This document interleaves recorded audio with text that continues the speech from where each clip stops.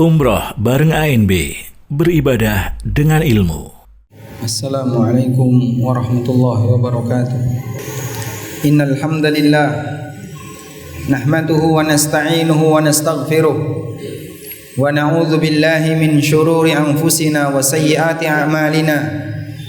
May yahdihillahu fala mudhillalah wa may yudlil fala hadiyalah.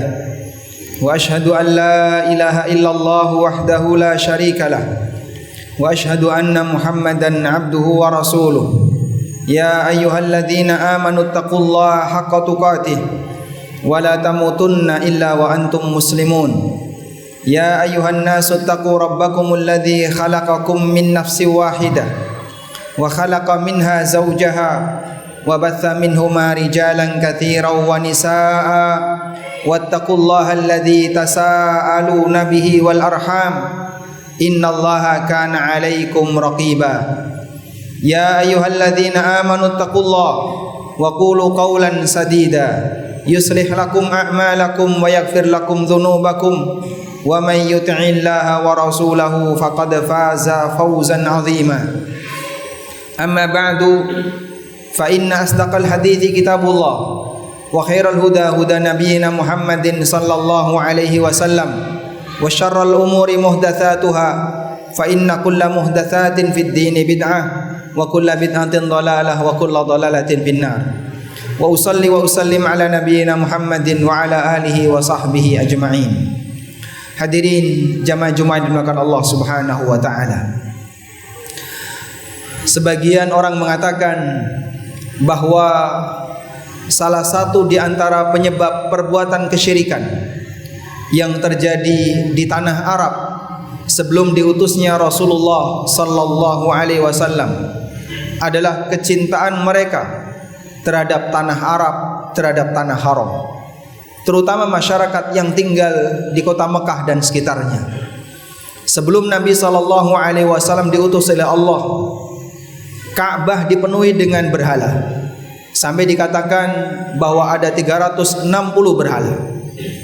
Dan kecintaan mereka terhadap tanah haram, sehingga ketika mereka keluar kota, ketika mereka safar, mereka membawa bebatuan atau tanah dari tanah haram. Kemudian lama-kelamaan pada saat mereka safar dengan membawa batu itu, dengan membawa tanah itu, lama-kelamaan kemudian tanah tersebut disembah.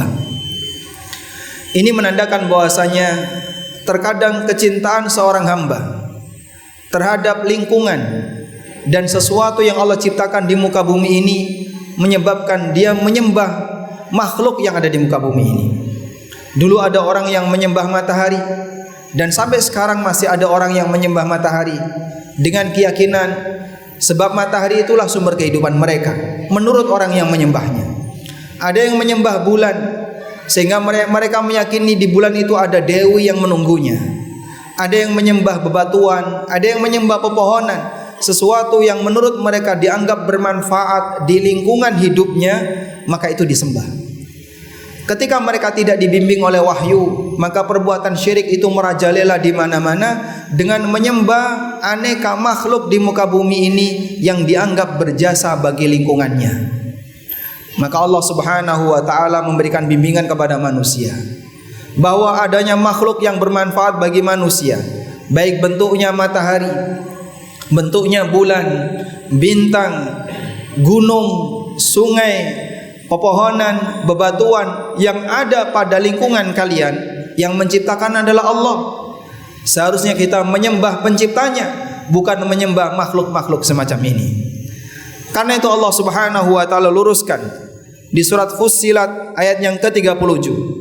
Ayat yang ke-37, Allah Subhanahu wa taala berfirman, "Wa min ayatihi al-lail wan nahar wasyamsu wal qamar." Di antara tanda kekuasaan Allah adanya siang dan malam, wasyamsu wal qamar, ada matahari dan bulan. Lalu Allah Subhanahu wa taala ngasih peringatan, "La tasjudu lisyamsi wala lil qamar." Oleh karena itu janganlah kalian sujud kepada matahari dan bulan. Wasjudu lillahi alladzi khalaqahun. Namun sujudlah kalian, sembahlah, menyembahlah kalian terhadap zat yang telah menciptakannya. in kuntum iyyahu ta'budun, jika kalian hanya beribadah kepada Allah semata. Karena ada praktek pelanggaran yang dilakukan oleh manusia, mereka merasa kita layak berterima kasih kepada alam. Ketika mereka merasa layak berterima kasih kepada alam, mereka menyembah alam. Ada yang menyembah gunung, ada yang menyembah bukit, ada yang menyembah sungai, dan seterusnya. Latar belakangnya karena mereka merasa kita sudah banyak mengambil hasil dari alam. Kita hidup dari alam. Kita mendapatkan banyak hal dari alam. Maka sebagai bentuk rasa terima kasih kita kepada alam, kita sembah alam. Ini kan gak masuk logika, Pak.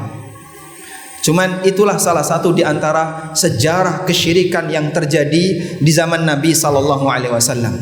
Maka Allah menyinggung dalam Al-Quran sebab pelanggaran ini ada di tengah masyarakat. Sehingga ada di antara mereka yang menyembah A, menyembah B, dan seterusnya. Karena mereka punya keyakinan kita perlu berterima kasih kepada alam dengan memberikan sesembahan kepada alam. Dan bentuk sesembahan mereka terhadap alam itu berwarna-warni. Ada yang bentuknya dengan memberikan sajen berupa binatang sembelian. Ada yang bentuknya dengan memberikan sajen berupa makanan. Dan di masa silam seperti itu sudah sering terjadi. Sehingga ada makanan di dekat berhala, ada makanan di dekat pohon keramat, dan seterusnya. Dan tafsir yang disampaikan oleh para ulama tentang arti dari sesembahan Uzza, salah satu di antara berhala yang disembah oleh orang musyrikin adalah Tuhan Uzza. Seperti apa itu Uzza? Sebagian ulama mengatakan Uzza adalah pohon keramat, sebuah pohon yang dimuliakan, yang dianggap pohon ini telah banyak memberikan jasa. Lama-kelamaan kemudian dijadikan sebagai cagar budaya, lalu di atasnya dikasih gubuk, kemudian disembah orang sajen di sana. Mungkin kalau bahasa kita, pohon yang dianggap bermanfaat bagi masyarakat adalah pohon yang rindang. Di situ banyak orang berteduh, banyak orang yang berkumpul, akhirnya dikeramatkan kemudian disembah. Syirik itu terjadi secara bertahap, sebagaimana Allah menyebut bahwasanya godaan setan itu khutuwatus syaitan, terjadi karena langkah-langkah setan, setahap demi setahap. Karena itulah jamaah dimulakan Allah Subhanahu wa taala, kita diberi oleh Allah alam yang luar biasa. Ada yang bentuknya gunung, ada yang bentuknya lautan, ada yang bentuknya sungai, dan aneka alam yang lain termasuk pepohonan. Maka seharusnya kita wujudkan rasa syukur terhadap alam yang telah diberikan oleh Allah dengan mensyukuri Allah, menyembah Allah. Dialah zat yang memberikan itu kepada kita, bukan kemudian dengan menjadikan alam itu sebagai Tuhan. Yang ini adalah kebiasaan buruk yang dilakukan oleh orang musyrikin. Kita mohon kepada Allah, semoga Allah kasih bimbingan kepada kita untuk menjadi hambanya yang istiqamah di atas tauhid. Aqulu qauli hadza wa astaghfirullah. Alhamdulillahi wa kafa, wassalatu wassalamu ala rasulil mustafa wa ala alihi wa sahbihi wa mawala. Wa ashhadu an la ilaha illallah wahdahu la syarikalah, wa ashhadu anna muhammadan abduhu wa rasuluh. Ya ayyuhalladzina amanu taqullaha haqqa tuqatih wa la tamutunna illa wa antum muslimun. Kaum muslimin yang dimuliakan Allah taala, sejarah itu berulang. Yang berbeda hanyalah waktu dan pelakunya. Sehingga kalau dulu itu pernah terjadi, sangat mungkin kejadian yang sama berulang di zaman kita. Dan realita bisa kita lihat di lapangan. Ada orang yang dia punya keyakinan bahwa kita sudah banyak mengambil hasil dari alam, maka kita perlu berterima kasih kepada alam. Lalu bagaimana wujud rasa terima kasih itu kepada alam? Mereka lakukan aneka ritual dalam rangka untuk memberikan sesajian kepada alam. Perlu diingat, alasan logikanya sama. Terima kasih kepada alam, lalu memberikan sesajian kepada alam. Mungkin bentuknya saja yang beda.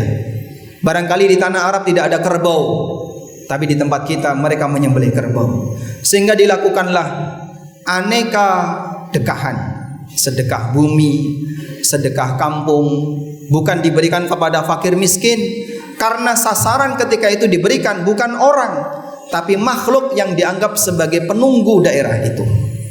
Ada yang bentuknya sedekah bumi sajen ke gunung, ada yang bentuknya sedekah lautan, ada yang bentuknya sedekah di sungai, lalu mereka balut dengan istilah merti. Ono sing jenenge merti desa, ono sing jenenge merti kali, ada yang namanya merti. Sebenarnya budaya dilakukan tidak ada masalah, tapi kemudian ketika itu diiringi dengan keyakinan, ini yang jadi masalah. Sebab keyakinan itu yang namanya akidah hanya boleh bersumber dari agama, bukan dari budaya. Ketika orang menjadikan budaya itu sebagai sumber keyakinan, berarti budaya dianggap sama dengan agama. Dan penyebab terbesar kenapa orang berbuat kesyirikan, karena mereka telah menjadikan budaya sebagai agama. Karena itulah dulu pada waktu para nabi diutus oleh Allah, orang-orang yang menjadi pemuka masyarakat di situ, mereka mengingkari sang nabi dengan alasan membela ajaran leluhur yang sudah menjadi budayanya. Memegangi budaya dibolehkan, tapi kalau budaya sudah jadi agama, itu akan menggeser wahyu dan akan menyingkirkan agama yang dibawa oleh Rasul. Allah Subhanahu wa taala menyebutkan dalam Al-Qur'an bahwa siapapun yang Allah utus seorang rasul kepada satu kaum, illa qala mutrafihim, kecuali orang-orang yang menjadi pemuka kampung di situ mengatakan, inna wajadna aba'ana ala ummatin wa inna ala atharihim muqtadun. Kami menjumpai leluhur kami telah memiliki ajaran tertentu dan kami mengikuti mereka. Mereka kembalikan ajaran itu kepada leluhur. Tidak ada yang lebih atas daripada leluhur, karena leluhur tidak dapat dari Tuhan. Makanya mereka sebut min abaihim, dari bapak-bapak mereka, dari leluhur mereka. Dari leluhur itulah kemudian menggeser ajaran para nabi, sehingga dulu mereka menolak dakwahnya para nabi. Tidak hanya Nabi Muhammad SAW, karena sejarah ini berulang. Alasannya adalah dalam rangka untuk melestarikan ajaran leluhur. Sekali lagi jamaah dimulakan Allah, mari kita perlu bedakan antara budaya dengan agama. Menjadikan budaya seperti agama itu adalah kebiasaan buruk orang musyrikin di masa silam, yang dengan sebab itu mereka menolak ajaran para nabi. Dan yang kedua, jadikan budaya itu hanya sebatas budaya, boleh dilakukan selama tidak melanggar aturan Allah Subhanahu wa taala. Yang ketiga, kalaupun kita ingin berterima kasih kepada alam, bentuknya adalah syukuri nikmat Allah yang telah memberikan alam dengan memuji Allah, dan silahkan jaga alam itu dengan baik. Bersihkan sungai, bersihkan lingkungan di